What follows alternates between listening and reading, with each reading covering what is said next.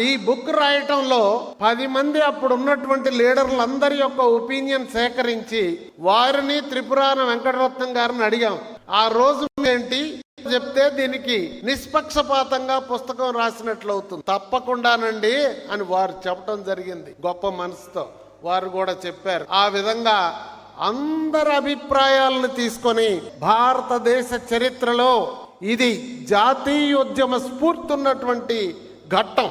మొదట స్వతంత్రోద్యమం, తర్వాత జయప్రకాష్ నారాయణ గారి ఉద్యమం మనందరికి తెలుసు.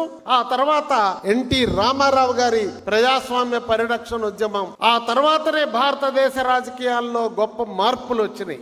ఆ తర్వాత ఇంకొక ఉద్యమం జరిగింది, ప్రపంచ వ్యాప్తంగా జరిగింది, 53 రోజులు జరిగింది. అదే నారా చంద్రబాబు నాయుడు గారిని అన్యాయంగా అక్రమంగా కారణం లేకుండా అరెస్ట్ చేస్తే మొత్తం ప్రపంచం తిరుగుబాటు చేసినటువంటిది.